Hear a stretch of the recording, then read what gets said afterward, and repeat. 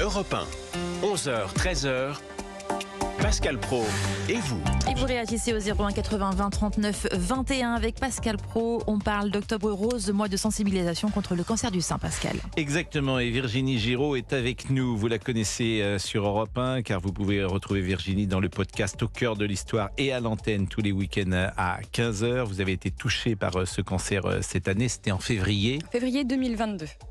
Donc c'était il y a 18 mois. Voilà, c'est ça.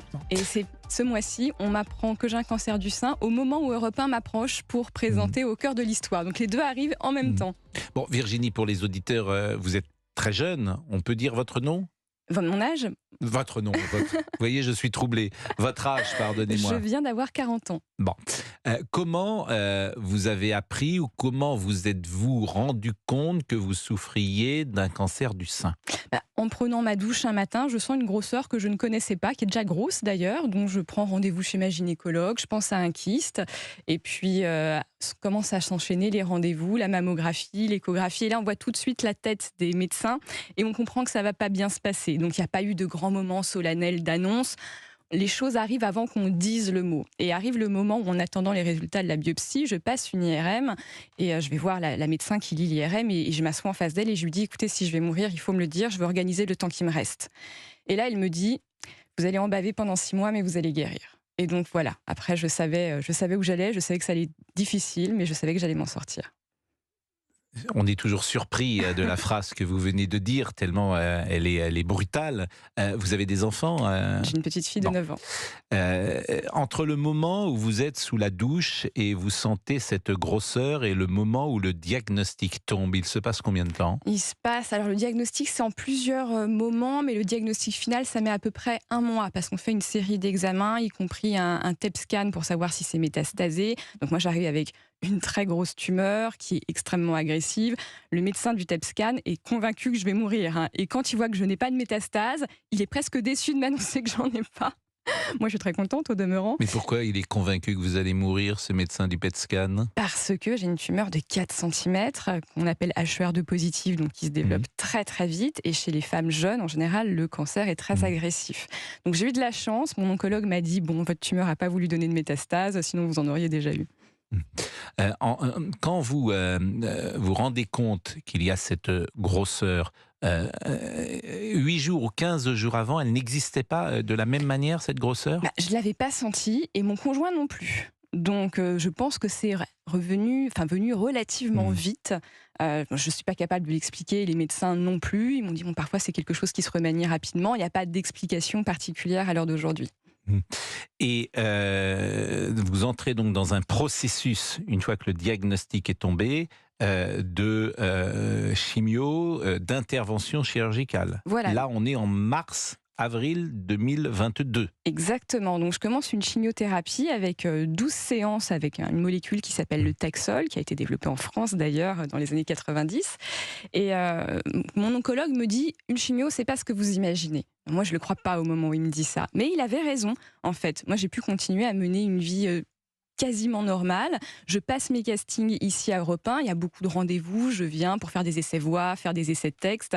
Et un jour, j'ai rendez-vous avec tout le service d'Europe 1 Studio. Et j'arrive devant l'immeuble. Donc vraiment, je suis à 50 mètres de l'immeuble et je commence à saigner du nez à cause de la chimiothérapie. Donc je fais mon petit point de compression. Et je me dis, oh là là, mais si elles me voient saigner du nez, elles vont croire que je prends de la cocaïne. Et je rigole toute seule et je me dis, un jour je vais le raconter et j'en rirai. Et vous voyez, ce jour est arrivé et en fait je suis très contente de vous le raconter. Mais quand vous faites ces tests pour Europe 1, vous avertissez ceux qui vous écoutent que vous êtes malade ? Ah ben non, c'est le job de ma vie, je le veux absolument. Donc il est hors de question que j'en parle. Et vous dites, la chimio ça fatigue, a priori ? Et il y a des effets secondaires importants. Vous ne les avez pas eus. On sait gérer les effets secondaires. Donc j'ai autour de moi une équipe médicale qui m'aide à les gérer. Cette molécule qu'on appelle le Taxol, c'est pas du tout la plus agressive en termes de chimiothérapie. C'est ultra efficace, mais il n'y a pas de nausée, par exemple. Pas sûrement en tous les cas, mais il n'y en a pas de manière générale. Je m'oubliais même de prendre mes médicaments contre la nausée qu'on me prescrivait au cas où, puis je me suis rendu compte que j'en avais pas besoin.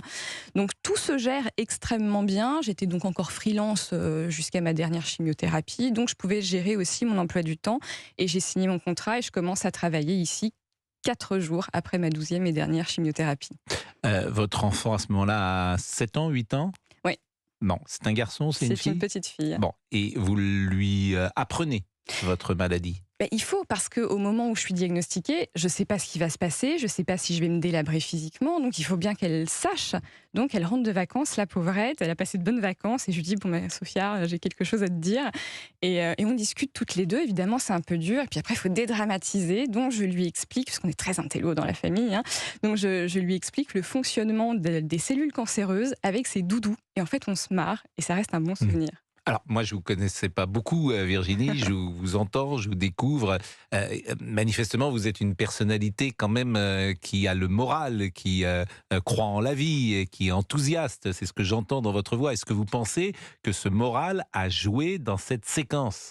Je pense que oui, parce que j'ai décidé que j'avais pas le temps d'être malade et que j'avais mieux à faire. Donc forcément, j'allais à l'hôpital, je rigolais avec tout le monde, je faisais des blagues. Alors les médecins n'aiment pas les blagues sur la mort d'ailleurs. Moi qui suis historienne et qui travaille avec des morts toute la journée d'une certaine manière, je pense que je suis beaucoup plus détendue avec ça qu'eux. Mais au final, bien sûr qu'il y a eu des moments difficiles, des pleurs, mais ce qui me reste aujourd'hui, 1 an après la fin des traitements, ce sont les rires. La première fois que je sors de chimio, c'est une de mes meilleures amies qui vient me chercher, on prend un taxi et on rigole pendant tout le trajet. Et c'est ça qui reste. Vous avez une famille, sans doute, vos parents, et il faut pouvoir dire à ses parents, peut-être de dédramatiser, ne pas forcément les inquiéter et garder cette inquiétude pour soi. Je ne sais pas comment vous avez géré cette séquence-là.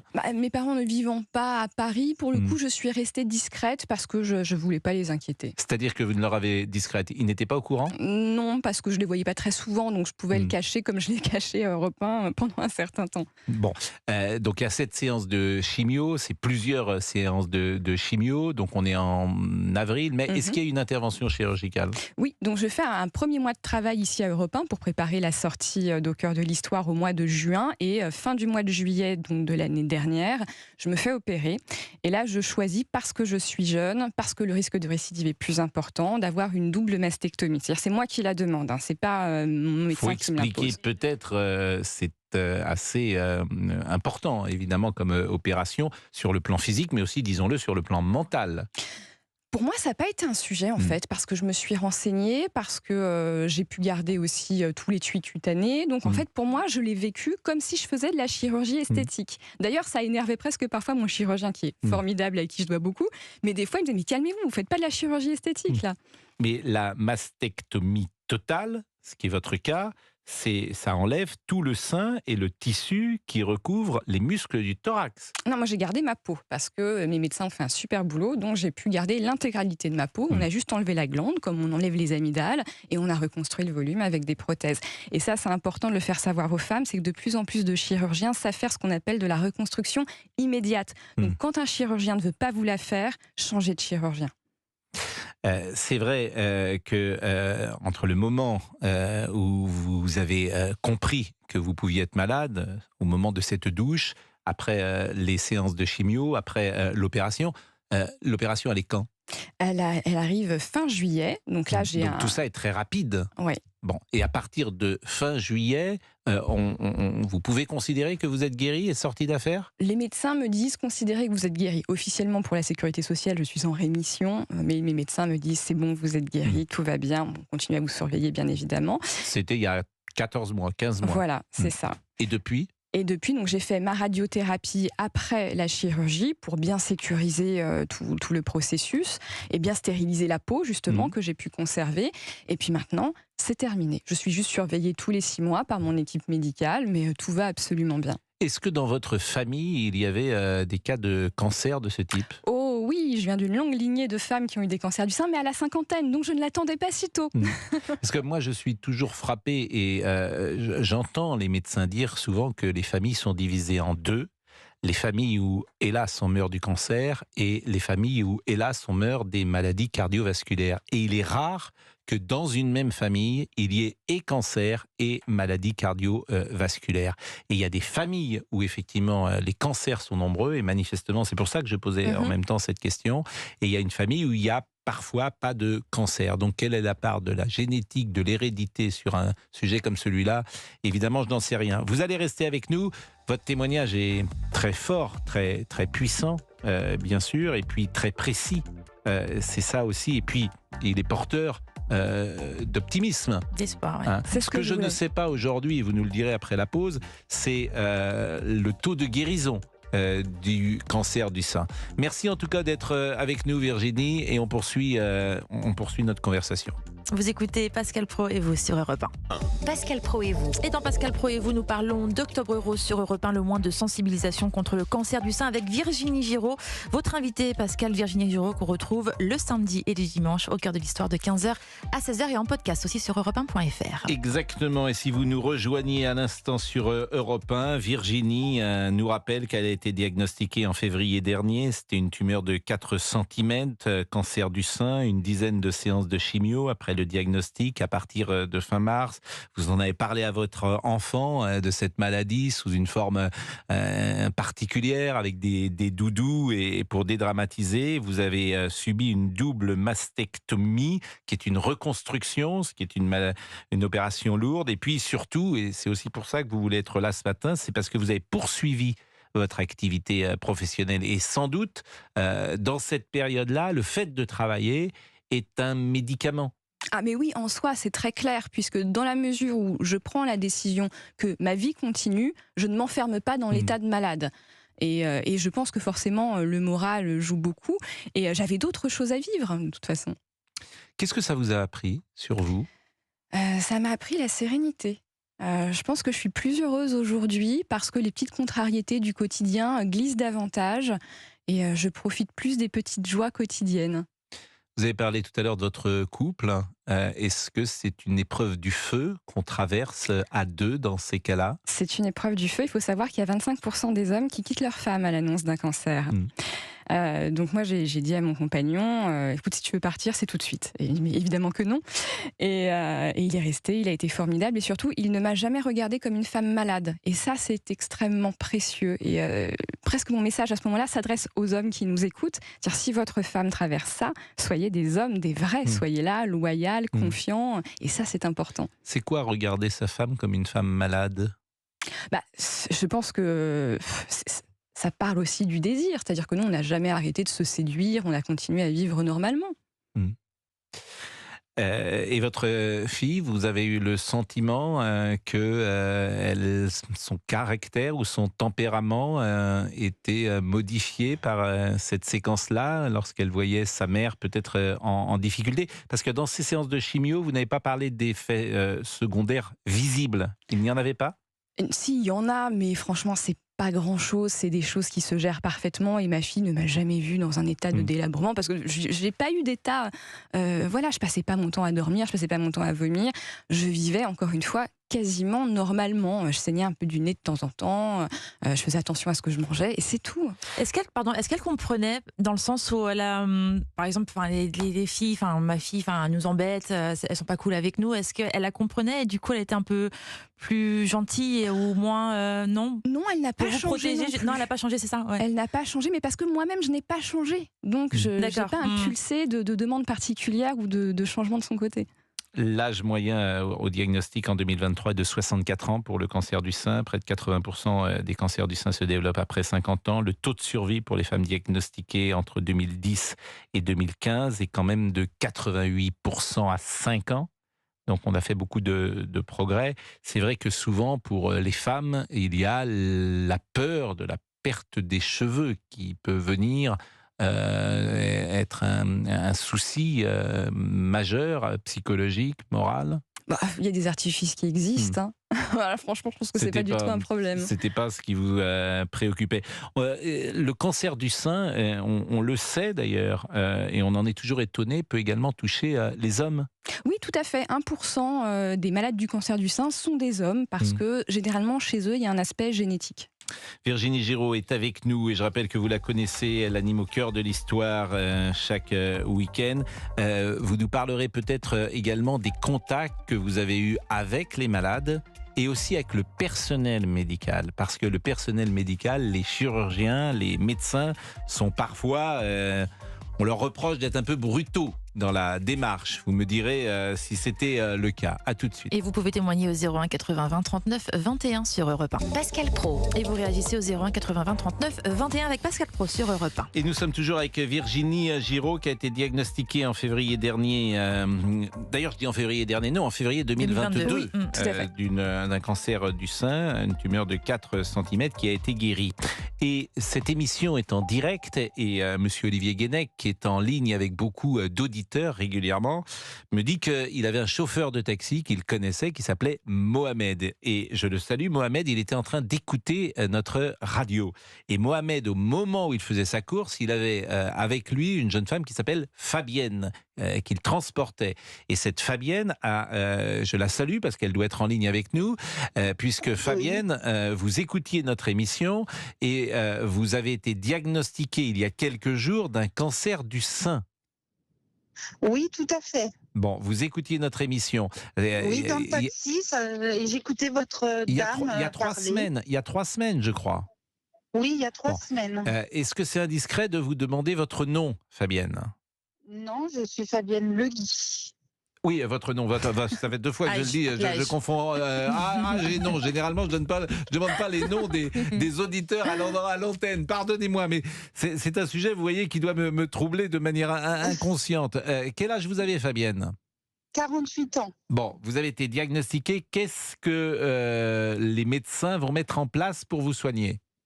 Eh bien, je sors de l'Institut Curie ce matin, mes premiers rendez-vous. Je vais être opérée le 8 novembre. Une mastectomie partielle. Et ensuite, je vais faire de la radiothérapie pour moi.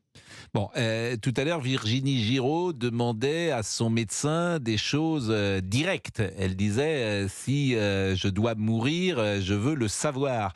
Est-ce que vous-même avez été tenté de poser des questions de ce type ?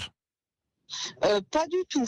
Moi, je pars du principe qu'on me l'a détecté tôt. Je suis quelqu'un qui se bat. Et honnêtement, je n'ai pas peur.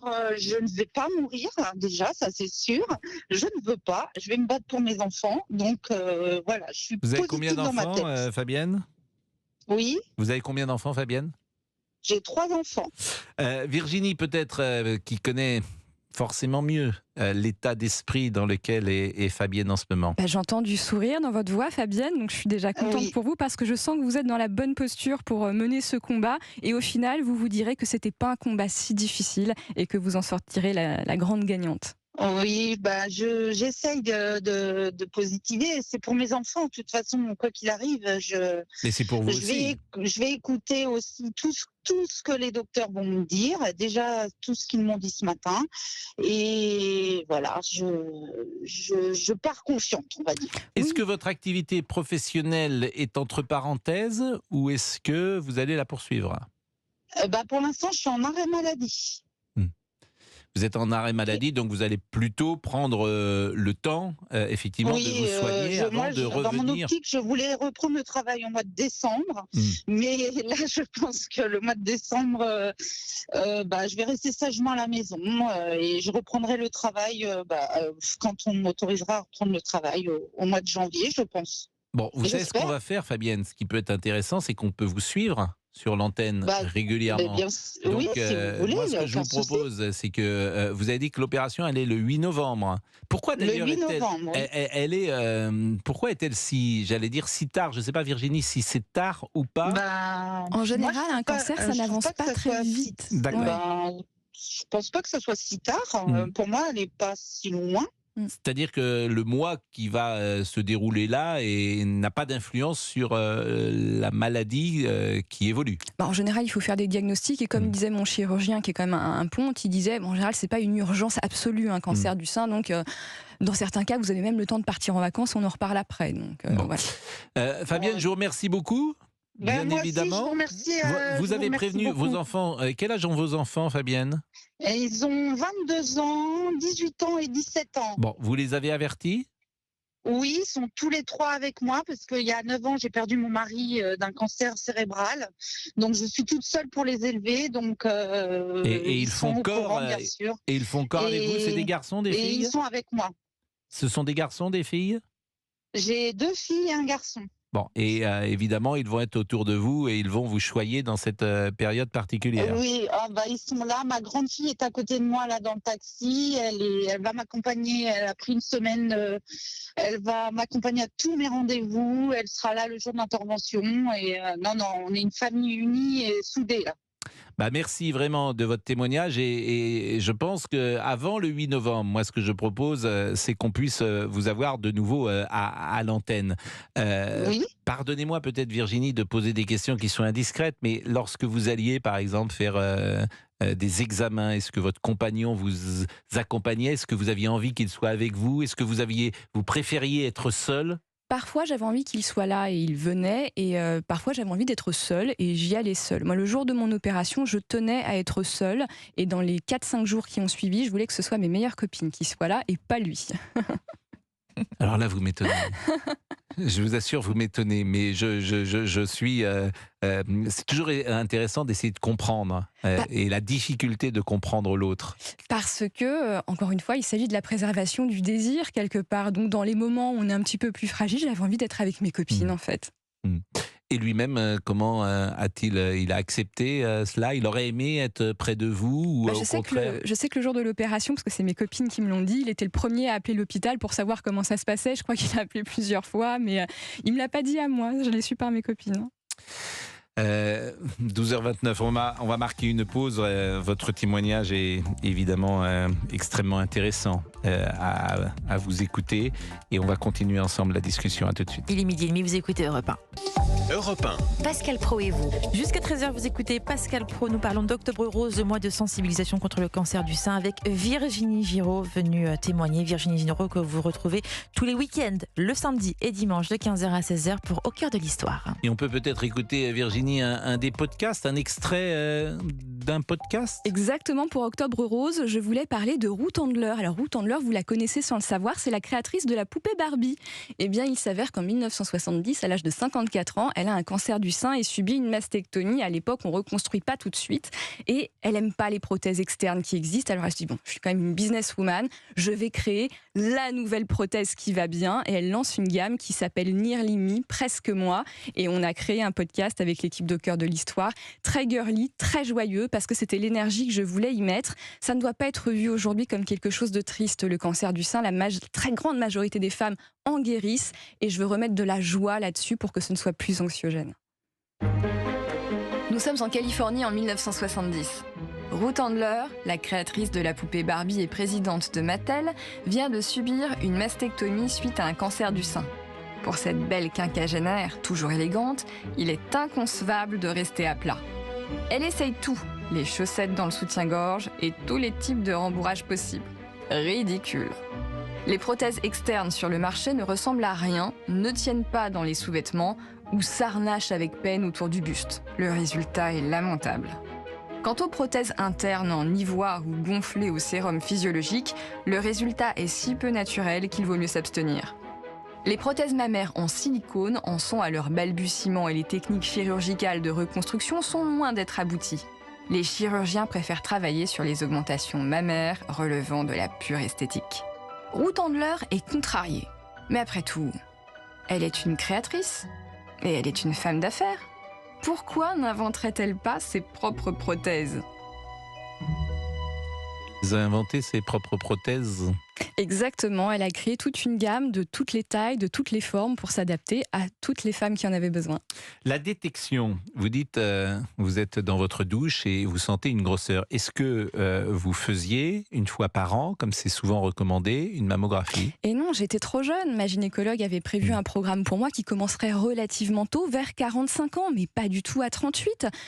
Alors, qu'est-ce qu'il faut faire? Est-ce que vous recommandez à toutes les jeunes femmes qui nous écoutent, à partir dès l'âge de 20 ans, 25 ans, de faire des mammographies? Dès l'âge de 25 ans, je pense qu'il faut commencer à palper sa poitrine, bien la connaître, et au moindre changement, dès qu'on sent quelque chose qui a la taille, la forme, la dureté d'un grain de riz, c'est immédiatement gynéco et contrôle. Si vous ne vous rendez pas compte de cette grosseur en février 2022, si vous ne vous en rendez compte 6 mois plus tard, Eh bien, je ne serai plus là pour vous en parler. parce que j'imagine cette question, vous l'avez posée au médecin, c'était vraiment une sorte d'urgence? Comme je vous dis, chez moi, ça allait relativement vite et j'en ai parlé avec mon chirurgien là, il n'y a pas longtemps. Je fais écoutez, aujourd'hui, je serais morte. Il me fait oh, peut-être pas, mais vous seriez en bonne voie. C'est-à-dire que si vous aviez attendu 6 mois, ça aurait été beaucoup plus J'aurais été délicat. métastasée, donc ça aurait été impossible. Là, il y a 2 choses dont on n'a pas parlé, c'est le rapport avec les médecins. Je ne sais pas si vous avez été contente de ce rapport, non pas sur le fond, mais parfois c'est sur la forme. On reproche une forme de brutalité dans la médecine française Alors, pour et moi, notamment chez les chirurgiens, disons-le, qui ne s'encombrent pas toujours de paroles nuancées. alors moi, je suis très cachée aussi, donc on s'est très très bien entendu sur ce point. Et mon oncologue, qui est vraiment aussi un vieux ponte, il me voyait arriver. Donc moi, j'arrive. Écoutez, moi aussi, je suis docteur. Bon, en histoire, mes patients sont tous morts, mais je veux comprendre, je veux qu'on m'explique tout. Mais je le rendais chèvre. Je l'obligeais à me faire des schémas, à tout m'expliquer. Il me fait bon, écoutez, on va prendre un rendez-vous d'une demi-heure, je vais tout vous raconter. Mais on s'aimait beaucoup, même si on donc là, vous s'inspirait. avez été satisfaite de ce contact-là. Oui. Bon, et avec les malades, est-ce que vous avez pu échanger et garder, pourquoi pas, des contacts? Très peu, très peu. J'ai été une fois dans une association qui s'appelle Rose Up, où il y avait une réunion sur ce qu'on appelle le chemobrain, c'est-à-dire les effets secondaires de la chimiothérapie qui vous embrument un peu le cerveau, qui vous font faire des lapsus, ce qui m'arrive parfois. Ça, c'est un effet secondaire. J'y ai pas trouvé mon compte en fait. D'ailleurs, dans cette réunion-là, à mon initiative, on s'est disputé en 2 clans très clivés, celle qui voulait continuer à travailler, celle qui voulait arrêter de travailler. Ça a failli partir en pugilat. Merci vraiment pour ce témoignage. On est avec Dominique qui voulait peut-être réagir, qui nous écoute depuis quelques minutes. Bonjour Dominique. Oui, bonjour Pascal. Vous habitez, je crois, Alors, j'habite en Gironde. Gironde. Oui. Voilà, j'habite en Gironde et je suis originaire de Nantes. Voilà. Bah, écoutez, c'est Donc, une, ça vous dit- c'est- ça vous c'est- parle, c'est je de crois. c'est de bonnes origines, forcément. Voilà, Bon, tout à fait. Est-ce que Voilà. vous-même, vous avez été au contact d'un cancer du sein? Alors voilà, en ce qui me concerne, j'ai eu un cancer du sein il y a un peu plus de 20 ans maintenant, voilà, que j'ai découverte toute seule. J'ai été traitée, comme l'a bien dit votre interlocutrice tout à l'heure, le fameux parcours du combattant. La seule chose, c'est que moi, une fois que je suis sortie de ce parcours, j'ai décidé de m'engager, de militer pour l'amont, pour être en amont de la maladie, c'est-à-dire pour le dépistage. Voilà. Et donc, depuis 20 ans, j'ai créé une association et je fais partie de l'INCA et je fais partie du Centre régional de dépistage en Gironde, dans Nouvelle-Aquitaine, pour faire savoir et inciter et toujours sensibiliser les femmes au dépistage, c'est-à-dire celles qui reçoivent cette fameuse invitation entre 50 et 74 ans pour aller se faire dépister. Et je suis toujours catastrophée quand j'entends et quand j'en récupère les chiffres de taux de dépistage et qu'on se dit, mon Dieu, il n'y a qu'une seule femme sur 2 en France, dans la tranche 50-74 ans, qui se fait dépister. Et ce qui explique le taux de mortalité encore qui est relativement élevé, 12 000 décès par an, c'est quand même beaucoup. C'est une femme toutes les heures qui meurt du cancer du sein en France, alors qu'on a à disposition des moyens pour aller se faire dépister, passer une mammographie régulièrement, rester en bonne santé et ensuite on continue. Et puis, si on nous trouve quelque chose à un stade précoce, eh bien, effectivement, on a tout ce qu'il faut au niveau chirurgie, au niveau médicaments. Alors, comment on explique cette réticence? Je pense qu'il y a beaucoup de gens qui ont simplement, quand ils sont en bonne santé, ils n'ont pas envie de passer un PET scan, ils n'ont pas envie de savoir quelque chose. C'est une sorte de peur ou de superstition qui peut exister. Non, mais c'est ce que j'allais dire. Est-ce qu'on n'a pas peur justement et de l'appréhension du résultat en fait? Bien sûr, c'est idiot. Bien sûr que c'est idiot parce que si on anticipe, c'est mieux. La peur. Bah oui, mais on est tous pareils. Le premier frein, c'est la peur. Et effectivement, quand je rencontre, puisque je bouge beaucoup dans ma région, je fais beaucoup de manifestations, et quand on me dit mais non, je veux pas savoir, je dis mais vous vous rendez compte que vous avez peur, mais si par hasard dans 1 an, dans 2 ans, on vous trouve quelque chose à un stade très évolué, mais c'est pas une peur que vous allez avoir. Ça va être Mais atroce. Dominique, le je parcours. sais, on peut tous passer un PET scan. Bon, moi je connais des médecins Oui. qui me disent viens passer un PET scan. Et je suis comme tout le monde, j'ai la trouille. C'est ça la vérité. Mais oui. J'ai la Oui, trouille mais et je n'y vais on pas. est bien. Et je Mais la peux trouille citer. n'évite pas le danger. Je vous donne je vous dis hélas. Comment Mais je je suis, sais, j'en suis mais- pas très fier. Mais j'imagine qu'effectivement, c'est une erreur. Parce que le PET scan, Oui. on est d'accord qu'on voit tout. Hein. On voit absolument tout. On peut rappeler précisément Mais- ce qu'est un mais- PET scan. C'est un scanner ultra précis avec un Mm. produit de contraste qui permet de voir toutes les cellules qui absorbent trop vite le glucose. C'est le cas des cellules Mm. cancéreuses. Donc, si vous avez Mais- un cancer de n'importe quel endroit du corps avec un PET scan, on sait immédiatement tout. Bon, faut y aller. Là, en l'occurrence, pour le cancer du sein, c'est une mammographie qui est Oui, à bien passer. sûr, bien Donc, sûr. c'est plus simple. Alors, je sais que vous avez des femmes qui vous disent « Ah non, ça fait trop mal. Je ne veux Non. pas qu'on me comprime le Non. sein. Non, J'y Non, vais c'est pas Non. douloureux. Alors, Non, ça mais c'est je pas sais. douloureux. Je l'ai fait hier, alors je peux vous dire que c'est pas douloureux. Bon, et tout va bien. Et bien sûr que tout va bien La aujourd'hui. mammographie, on a le résultat immédiatement. Immédiatement, voilà. Mais surtout, enfin moi, ça me fait tellement mal au cœur de savoir qu'il y a autant de femmes qui ne se font pas dépister, qui n'y vont pas passer cette mammo parce que j'ai peur, parce que je veux pas savoir, parce que je suis pas malade, parce que D'où j'ai pas Octobre de- parce Rose, que, etc., d'où Octobre voilà. Rose, Et donc, tous les Dominique. ans, depuis 20 ans, je m'habille en rose, je vais sur le terrain, je marche, je cours, je vais à des concerts et on fait plein de choses. Et là, dans 15 jours, sur les quais de Bordeaux, nous serons 20 000 personnes, tous en rose, pour le dépistage du cancer du sein. Mais il faut qu'elles comprennent, ces femmes, que c'est pour elles. Vous parliez, la jeune femme tout à l'heure parlait de ses enfants, parlait de tout ça. Mais moi, quand j'ai eu mon cancer, c'est pareil. Il y a 20 ans, on n'avait pas tout ce qu'on a aujourd'hui. Ma première idée, ça a été, mais mon Dieu, je vais pas voir ma fille se marier. Je vais pas voir mes petits-enfants. Bon, 20 ans après, mes enfants sont mariés, j'ai 4 petits-enfants, et voilà, mais je me suis fait suivre, je me suis fait dépister. Dominique, merci. Et pour aller dans le sens de ce que vous dites, moins d'une femme sur deux, on fait une mammographie de dépistage organisée du cancer de sein en 2021-2022. Merci beaucoup, Dominique, et merci de votre énergie que vous transmettez. Il est 12h42. Virginie Giraud est avec nous. Alors Virginie, votre programme samedi et dimanche? Alors, mon programme samedi-dimanche de mémoire, on fait Asperger, qui a été un médecin donc, qui a participé à l'élimination des petits handicapés pendant la période nazie en Autriche, donc très joyeux. Et dimanche, ça va être Vincent Van Gogh, de quoi est-il vraiment mort? Et une interview incroyable avec Wouter van der Ven, qui est le plus grand spécialiste de Parce Van que Gogh. de quoi est-il vraiment mort? Il s'est suicidé, mais certains ont raconté que c'était peut-être un accident ou un meurtre. Donc, on fait un petit peu la lumière sur ces différentes pistes. Et votre formation, vous avez dit, je suis docteur en histoire. Exactement, je suis spécialiste de l'Antiquité romaine, donc il n'y a pas que les hommes qui pensent à Rome tous les jours. Bon, écoutez, c'est formidable et on se retrouve pour le dernier quart d'heure de l'émission. Vous écoutez Pascal Pro sur Europe 1.